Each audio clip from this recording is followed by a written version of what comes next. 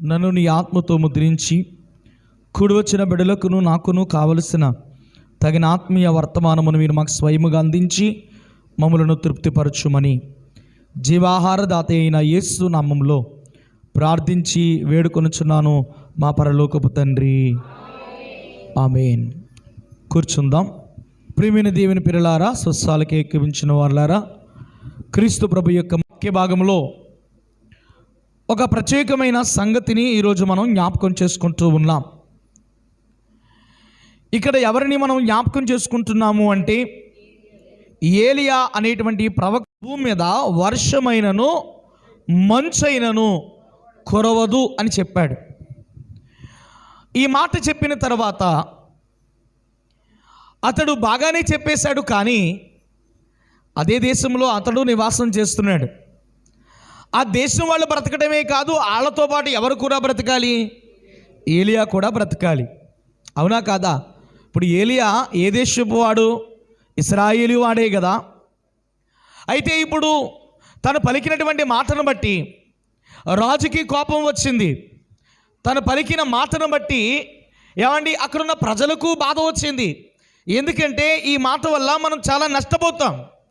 ఈ మాట వల్ల మన బ్రతుకులు భయంకరమైన దుస్థితికి వెళ్ళిపోతాయి అని వీళ్ళందరూ కూడా అతని మీద కోపపట్టారు, పగబట్టారు. ఈ విషయము అందరికంటే ముందు ఎవరికి తెలుసు? దేవుడికి తెలుసు. కాబట్టి వెంటనే దేవుడు ఏలియాతో మాట్లాడాడు. ఏమని మాట్లాడాడు అంటే 17వ అధ్యాయంలోని మొదటి వచనాలలో అక్కడ మనం చూస్తూ ఉన్నాం. 2వ వచనాన్ని చదవండి. పిమ్మటి యెహోవా వాక్కు అతనికి ప్రత్యక్షమై పోయి ఎదురుగా ఉన్న ఆ కెరీతు వాగు దగ్గర దాగి ఉండుము. చాలండి.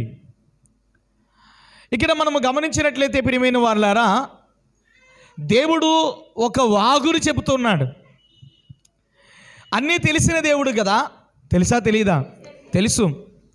ప్రజలు అతని మీద తిరుగుబాటు చేయక మునిపే, రాజు అతని మీద యుద్ధము ప్రకటించక మునిపే దేవుడు అంటున్నాడు, ఏలియా నువ్వు పారిపోవాలి. ఎక్కడికి పారిపోవాలి? ఎక్కడ దాక్కోవాలి అంటే దేవుడు ఒక వాగు దేవుడు చెప్తూ ఉన్నాడు. అది యోర్దానికి అవతల ఉన్నటువంటి వాగు. దాని పేరేంటి చెప్పండి? కెరీతు వాగు అనేటువంటి వాగు దగ్గరికి దేవుడు పంపించాడు. రైట్. ఇప్పుడు మన ప్రసంగము 3 భాగాలుగా మనం విభజించుకోవాలి. ఈ 17వ అధ్యాయములో ఉన్నటువంటి సంగతులు ఏమిటంటే 3 ముఖ్యమైన సంగతులు కనబడతాయి. ఏలియా ఎలాగూ పోషించబడ్డాడు అంటే, ఒకటి కెరీతు వాగు దగ్గర, లేక ఏమండి ఈ వాగు నీళ్ల చేత పోషించబడ్డాడు. రెండవది ఎలా పోషించబడ్డాడు అంటే, కాకులు తెచ్చినటువంటి ఆహారము చేత పోషించబడ్డాడు. మూడవది ఎలా పోషించబడ్డాడు అంటే, ఒక విధవరాలి ద్వారా పోషించబడ్డాడు. సో దేవుడు ఏలియాను పోషించిన విధానాలు 3 భాగాలు ఉన్నాయన్నమాట. ఒకటి వాగు, రెండవది కాకి, మూడవది విధవరాలు. ఎంత విచిత్రం చూడండి. దేవుడు ఒక మనిషిని పోషించడానికి ఎలా ఎన్నుకున్నాడో, ఎవరిని ఎన్నుకున్నాడో, ఎలాంటి పరిస్థితులను దేవుడు చూచాడో ఇక్కడ మనం గమనిస్తూ ఉన్నాం. అందులో ఈ 3 భాగాలు ఈరోజు సాధ్యమైతే కొంతవరకు మనం నేర్చుకుందాం. అందులో మొదటి భాగం ఏమిటంటే వాగు. ఎక్కడ పోషించాడు దేవుడు? వాగు దగ్గర పోషించాడు. ఏ నీళ్లతో? వాగు నీళ్లతో. దేవుడు అంటాడు, ఆ వాగు దగ్గర దాగుండు, ఆ వాగు నీళ్లు నువ్వు త్రాగు అని చెప్పాడు దేవుడు. అక్కడ మనం చూస్తే ఈ వాగుతో దేవుడు పోషించిన విధానాన్ని మనము గమనించినట్లయితే దేవుడు వాగు దగ్గరికి ఎందుకు పంపించాడు అంటే, ఒక్కొక్క వాగు ఒక్కొక్క జీవితాన్ని మనకి నేర్పిస్తూ ఉంది. ఇక్కడ వాగు అనే దానిని దేవుడు ఎందుకు వాడుకున్నాడు అంటే, బైబిల్లో నేను 3 వాగులు ఈరోజు మీకు జ్ఞాపకం చేయాలని నేను ఆశపడుతూ ఉన్నాను. అందులో మొదటి వాగు ఇప్పుడు మనం చదువుకున్నటువంటి మొదటి వాగు ఏంటండి? కెరీతు వాగు. రెండవది మనం ముందుకు వెళితే ఏలియా దగ్గరే జరుగుతున్నటువంటి వాగు అన్నమాట. మొదటి రాజుల గ్రంథము 18వ అధ్యాయము 40వ వచనం. మొదటి రాజుల గ్రంథము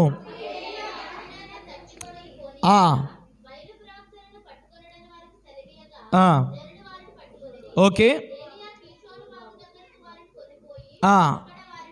రైట్. రెండవ వాగు పేరేంటంటే కీషోను వాగు. మూడవ వాగు రెండవ రాజుల గ్రంథము 23వ అధ్యాయము 6వ వచనం. రెండవ రాజుల గ్రంథము 23వ అధ్యాయము 6వ వచనం.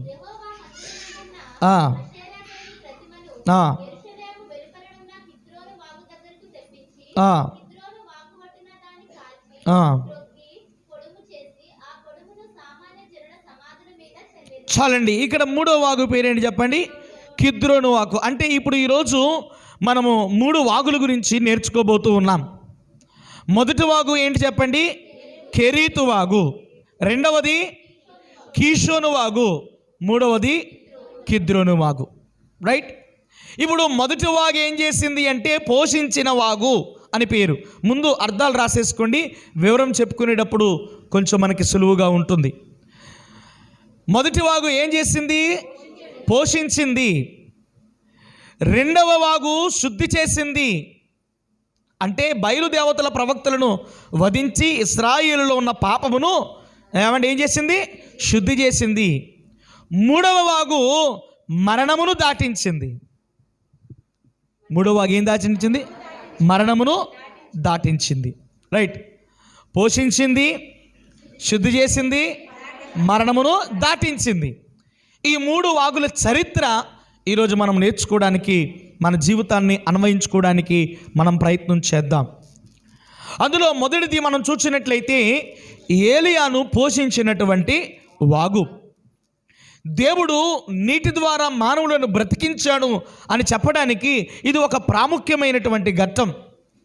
దేవుడు ఏలియాని పారిపోమన్నప్పుడు ఒక వాగుని ప్రత్యేకించి దేవుడు చెప్పి, నువ్వు ఆ వాగు దగ్గర దాగి ఉండమని చెప్పి ఆ వాగు నీళ్లను త్రాగుట ద్వారా అతడు పోషించబడతాడు అని దేవుడు చెప్పాడు. అంటే మానవులకు దేవుడు నీళ్లను ఆహారముగా ఇచ్చాడు. ఎందుకు ఈ నీళ్ల ద్వారా దేవుడు పోషించాడు అంటే నీరు అతని జీవితాన్ని తృప్తిపరిచింది. నిజమే. మనము ఆదికాండములో చూసినట్లయితే ఇష్మాయేలు తెల్లెవరు? హాగరు. ఎవరండి? ఇప్పుడు అబ్రహాము కుమారుడైనటువంటి ఇష్మాయేలుని, అతని యొక్క తల్లిని పంపించి వేశాడు అబ్రహాము. వీళ్ళు ఇక్కడ ఎడారిలో ప్రయాణము చేస్తూ ఉన్నారు. వీరు ఎడారిలో ప్రయాణం చేస్తూ ఉన్నప్పుడు మరి దాహము చేత, దప్పిక చేత వాళ్ళ సమస్యల్ని నశించిపోయే పరిస్థితి. మరి ఈ తల్లి ఆ కుమారుడి యొక్క చావు చూడలేక ఏం చేసిందంట? ఏమంటే రాత్రి వేత అంత దూరమున ఆ కుమారుని పడవేసి లేక పడుకోబెట్టి దూరముగా వచ్చి ఏడుస్తూ ఉంది. ఏమని అంటే, నేను నా కొడుకు చావుని కళ్ళారా చూడలేకపోతున్నాను అని ఏడుస్తూ ఉంది.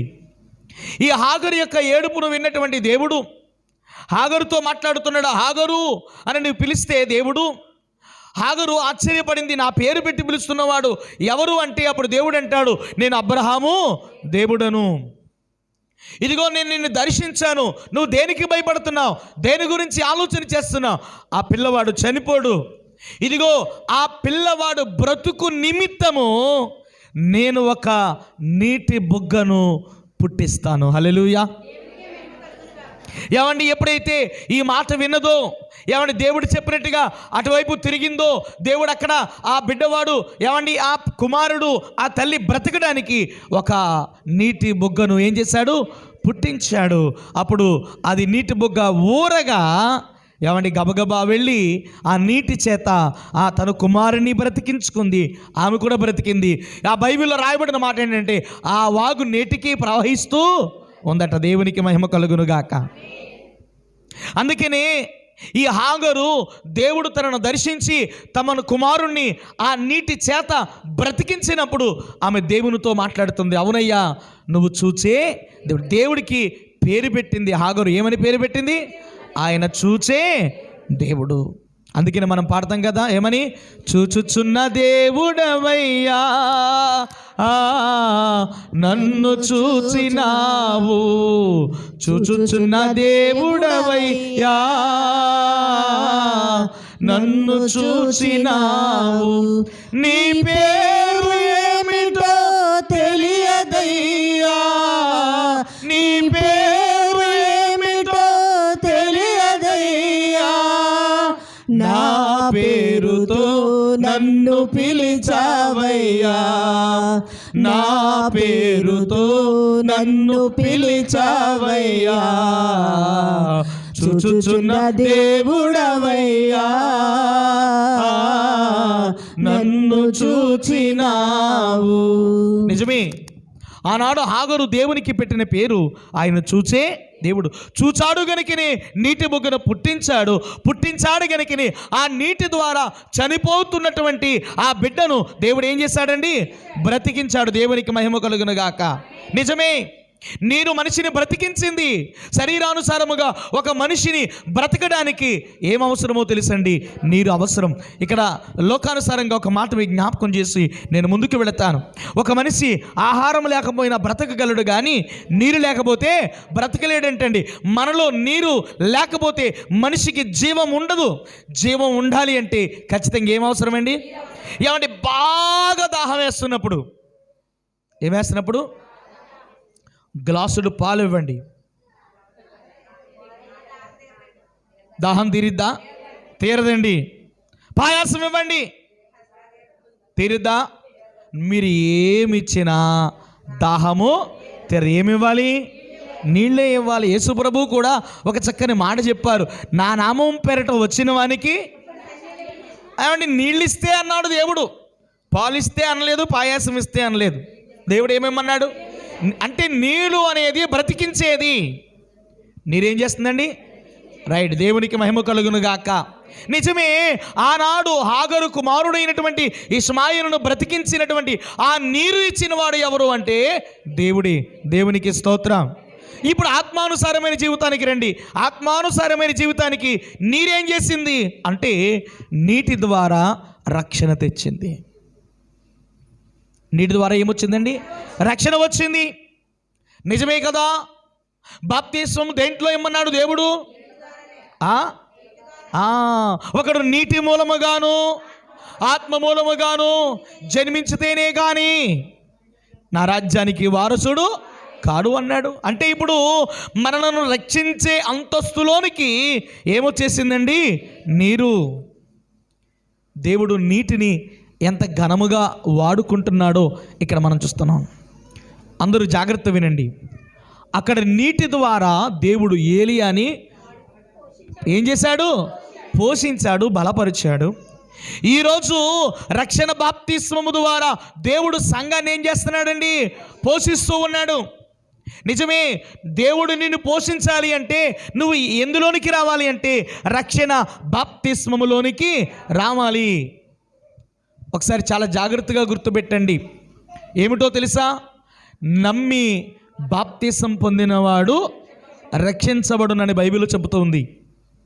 దేవుని రక్షణ కవచము నీ చుట్టూ ఉండి నీ కార్యములు నీ బ్రతుకులో నెరవేరుస్తూ నిన్ను అన్ని సమయంలో అన్ని వేళలో ఉద్ధరిస్తూ కాపాడుతూ బలపరచాలి అంటే నువ్వు ఖచ్చితంగా ఏం పొందాలి? బాప్తిస్మము పొందాలి. చాలామంది బాప్తిసానికి వెనకడుగు వేస్తూ ఉంటారు. అన్నీ ఉంటాయి, నమ్మకం ఉంటుంది, విశ్వాసం ఉంటుంది, ప్రార్థన చేస్తారు, కానీ ఏం తీసుకోలేండి? దేవుడు అంటాడు, ఆనాడు ఇష్మాయిలుని ఆ నీటి చేతే బ్రతికించాను, ఈరోజు విశ్వాసులను కూడా ఆ నీటి చేతనే బ్రతికిస్తున్నాను, రక్షిస్తూ ఉన్నాను. బ్రతికించటం అన్నా రక్షించడం అన్నా ఇక్కడ ఒకటే. ఎందుకంటే అదేమో శరీర మరణము నుండి తప్పించింది, ఇదేమో ఆత్మీయ మరణము నుండి తప్పించింది. అందుకని బాప్తిస్మం తీసుకోవడానికి వెనకడుగు వేయొద్దు. మీకు ఒకవేళ మనస్సుకి ఎప్పుడైతే ప్రేరేపణ కలిగిందో, దేవుడు ఎప్పుడు నీకు ప్రేరేపణ ఇచ్చాడో వెంటనే నువ్వేం చేయాలి? రక్షణ పొందాల్సింది.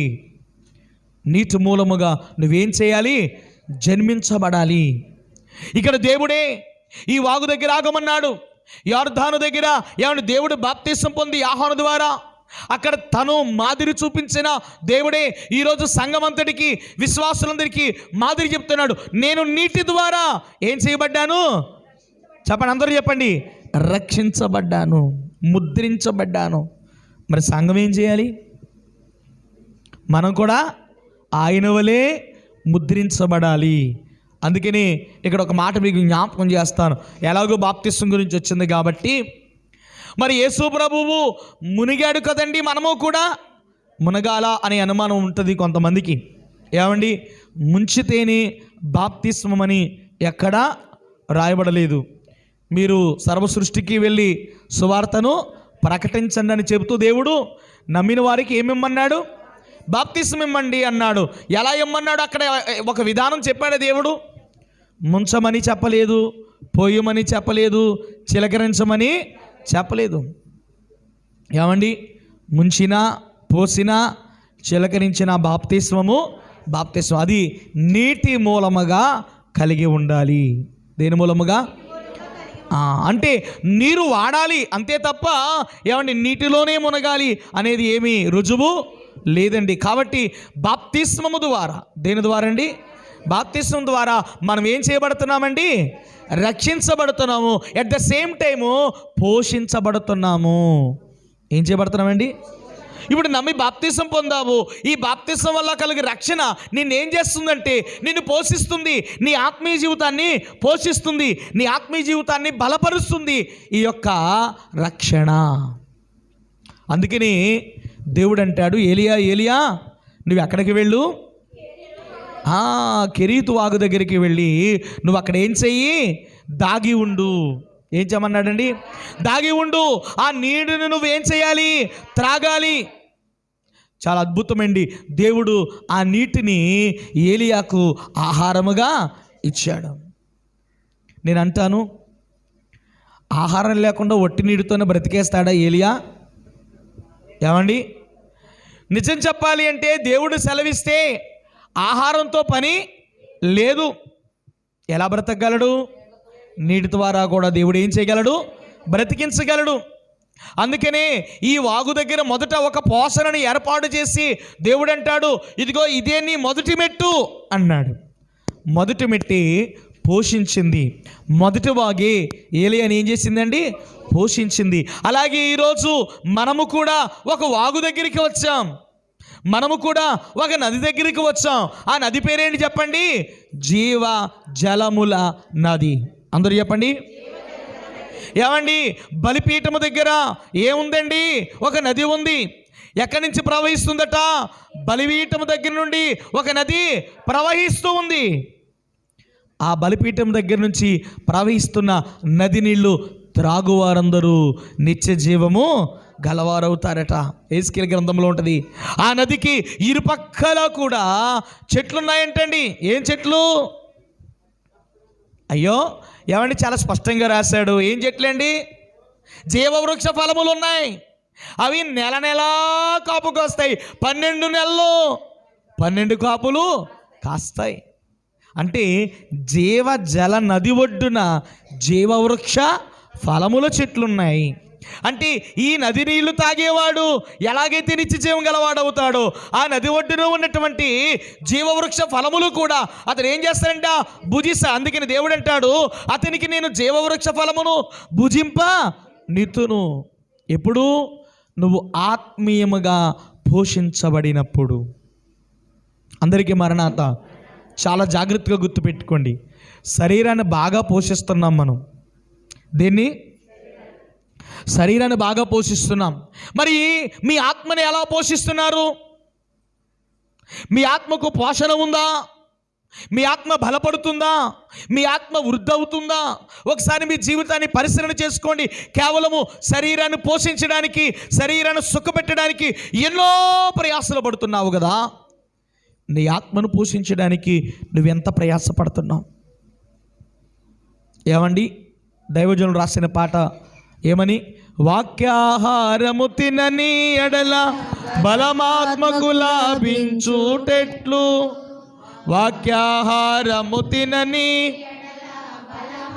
ఆత్మకు లభించుటెట్లు వాక్య గ్రంథములోని దేవుని పలుకు వినక నడచుటెట్లు ఏకాంత స్థలము కోరుము దేవుని ప్రార్థింప ఏకాంత స్థలము చేరుము. ఏమండి, వాక్యాహారం తిరగపోతే దేనికి బలం రాదు? నీ ఆత్మ బలపడకపోతే దేవుని రాజ్యానికి ఎలా చేరుకోగలుగుతుంది? అంటే చేరుకోవాలి అంటే నీ ఆత్మ ఏం చేయబడాలి? పోషించబడాలి. అందరూ చెప్పండి, ఏం చేయబడాలి? ఇదిగో ఏలియాని దేవుడు ఆ వాగు దగ్గర పోషించినట్లే మనము ఈ జీవజల నది ఒడ్డున కూర్చుండి ఏమండి మనము కూడా మన ఆత్మను ఏం చేసుకోవాలంట? పోషించుకోవాలి. అందరూ ఇటు చూడండి ఒకసారి. ఏలియాతో దేవుడు అన్నాడు, అక్కడ ఉండు అనలేదు, అక్కడ దాగి ఉండు అన్నాడు. ఆ మాటకు అర్థం చెప్పి నేను రెండవ భాగంలోకి వెళతాను. ఉండు అంటానికి దాగి ఉండడానికి తేడా ఉందంటారా? చెప్పాలి, ఏంటి తేడా?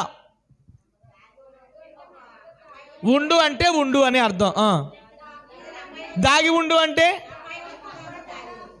రైట్. చాలా బాగా చెప్పారు. మీకు అర్థమైంది చెప్పారు.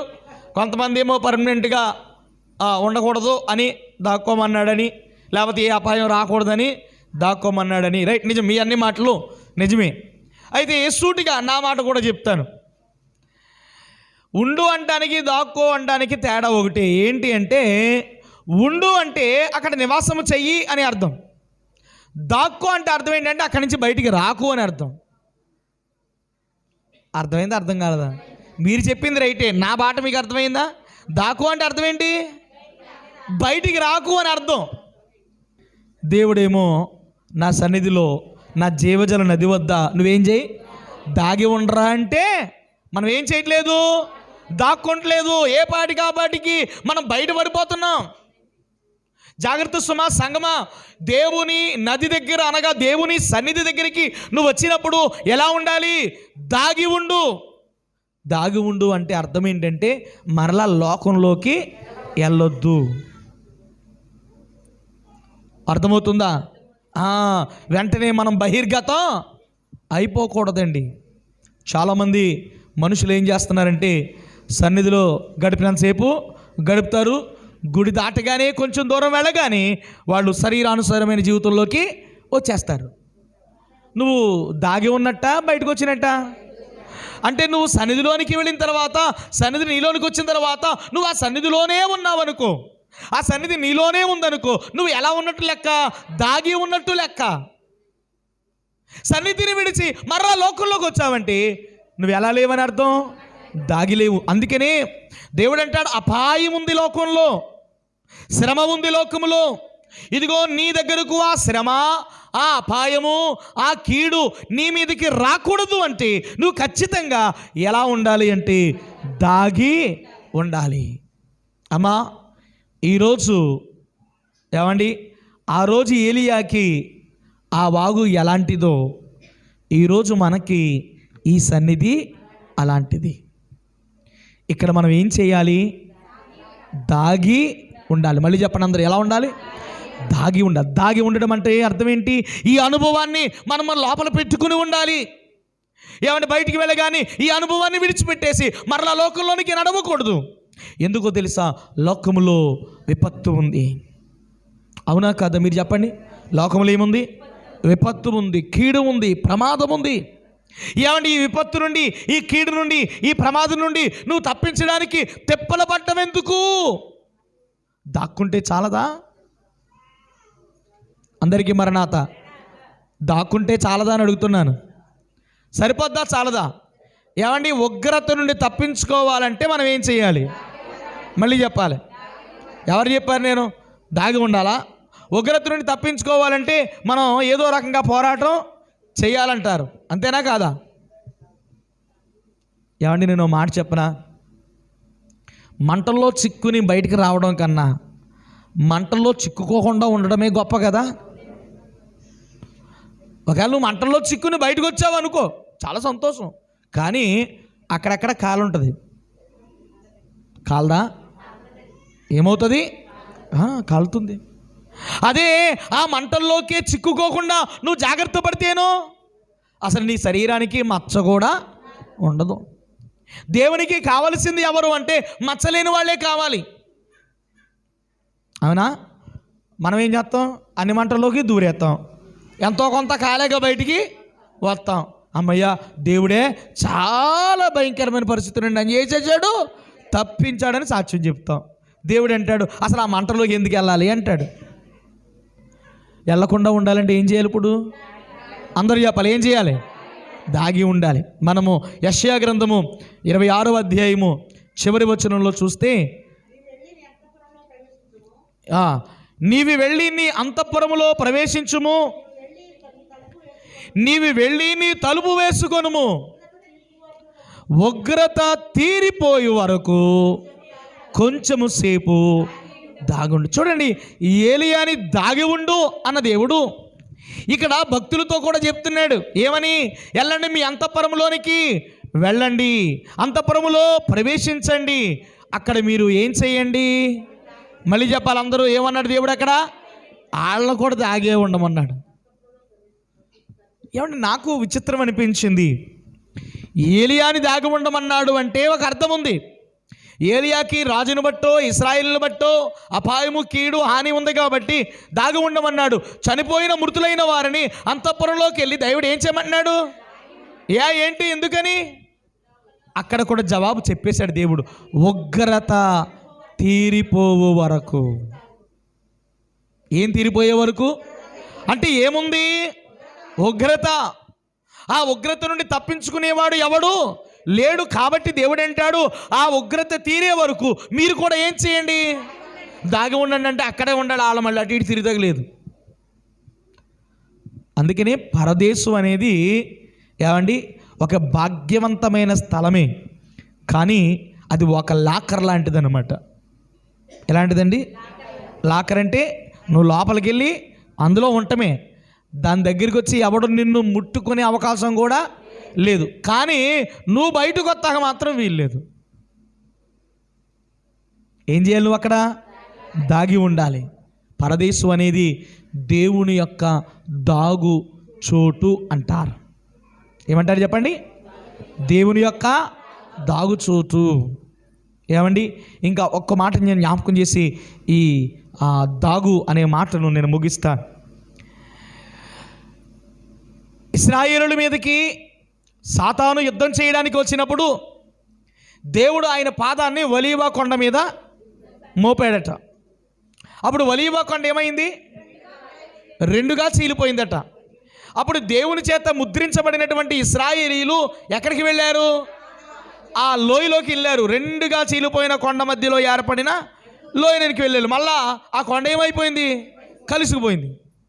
ఇశ్రాయేలీలు ఎక్కడున్నారు? ఒలీవ కొండలో దాగి ఉన్నారు. ఎవరి నుంచి తప్పించాడు దేవుడు తెలుసా? సాతాను నుండి తప్పించాడు. వాళ్ళ మీదకి యుద్ధానికి వచ్చాడు సాతానుడు. ఏమండి, వారి మీద యుద్ధానికి వచ్చినప్పుడు సాతాను కంటికి కనబడకుండా దేవుడు వారిని ఒలీవ కొండ మధ్య ఏం చేశాడండి? దాచాడు. దేవునికి స్తోత్రం.